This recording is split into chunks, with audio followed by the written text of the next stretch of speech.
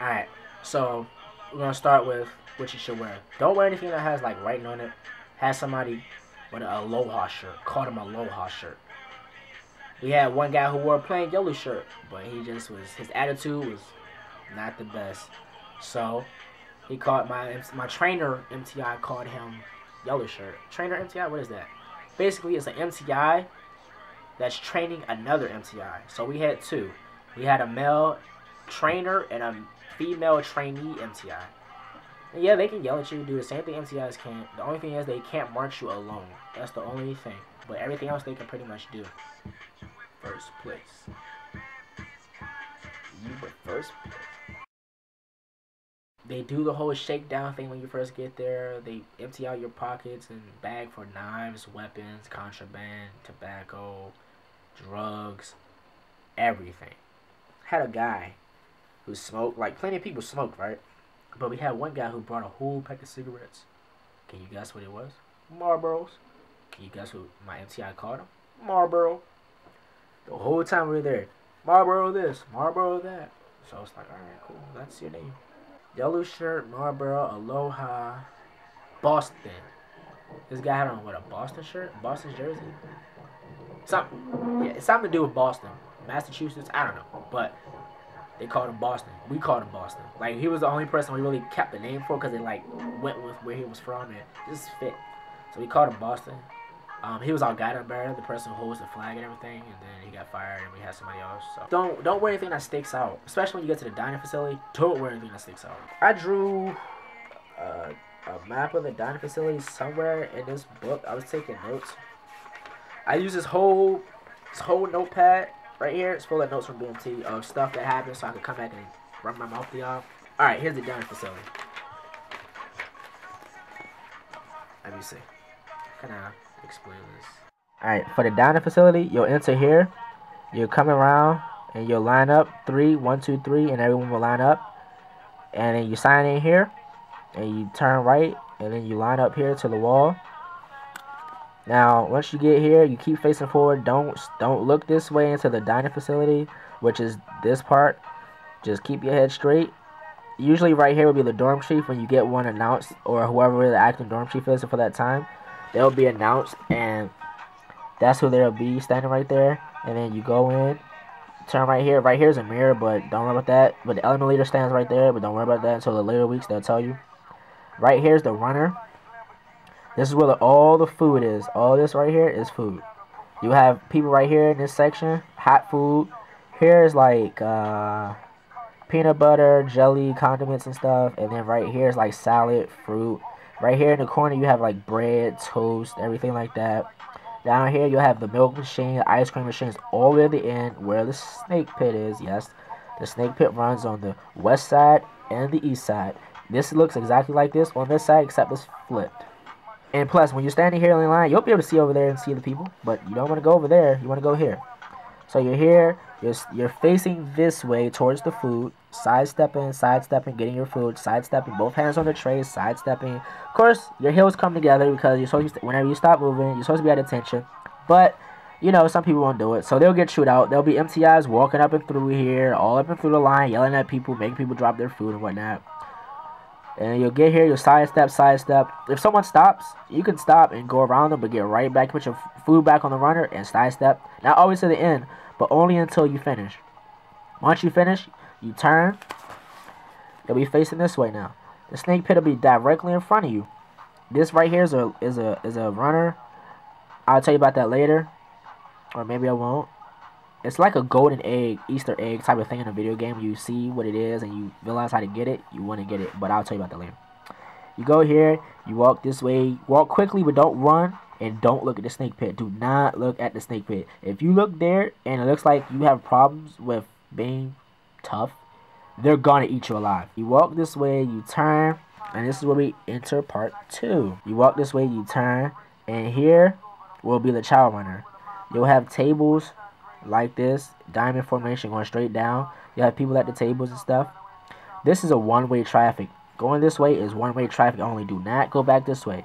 Don't ever go this way, ever. Unless you're on this side and you're leaving out the door. Do not ever go this way. He'll say, front sir, back sir. If he says front, you walk and you come directly down. If he's in this lane, you walk, come directly down, and sit on these two sides of the table, the further sides. If he says back sir, you walk and you go around him and down the back side. If he's here, you say back sir, you go around to the back side and you sit on each ends of these tables. Don't sit on this side because that's the front. Then they'll move this way. You'll sit there, you'll put your food down, you'll stand in the position of attention for 3 seconds. You'll unclip your wear belt. I'll show you pictures of that later. You'll unclip the wear belt, put it on the table, pull the chair out, sit down. And once you sit down, you cannot get back up. Once you sit down, you finish all your foods, you finish all your liquids. If you don't finish your liquid, they will chew you out and tell you to sit back down. Do not eat when you're standing in line. Do not eat anything until you sit down. They will chew you out. I'm pretty sure some of y'all have seen that in videos. And yes, it happens. When you're done eating, you're walking down the tables and stuff. This is a one-way traffic. You come down, you turn this way. Here would be the dishes, which is called the clipper. You take your tray, you put it there. You immediately turn right and walk. This right here has like Nutri-Grain bars and pretty much it. Walk this way, keep walking, and then you make a left and you leave out. So, you enter here. Pretty much, you enter here and you exit here. So, which means you enter here and you exit here, which is like they're about this far apart. That's how the DFAC works.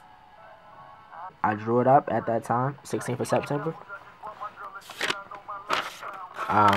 The dorm setup. I'll show you. This is how the dorm setup is. Alright, so here's the dorm layout. You walk in here, up the stairs, there's a big hallway here. This is the letter, then 2 dorm. This is the letter, then 1 dorm. Each dorm looks this way, but if it's a 2, it looks this way. If it's a 1, it's flipped. So if it doesn't look like this when you get there, don't trip. Now, this right here is where is one part I messed up. It's either the utility closet, and then the other one is where you put your civilian luggage. You can't really see the door, but you can see the door, but the utility closet you can't see. So it's like more or less over here. But you walk in, these are all single beds. All these right here, all single beds. The wall lockers go all the way down, all the way across, all the way down. This opening right here is to get to the second bay, which would be B bay. This is A bay, this is B bay. Wait, no. This is A bay, this is B bay. I'm sorry. If you live back here, you will be in a bunk bed. If you live anywhere in this area, it's all bunk beds. These are all single beds. These are all single beds. Yes, all the lockers are together, except the first couple of single beds. They have their own separate lockers. The MTI office connects through both of these dorms, these bays, so I would advise you never to ever go in here. I don't care if you have to go from here to this bed right here. Go this way or go this way.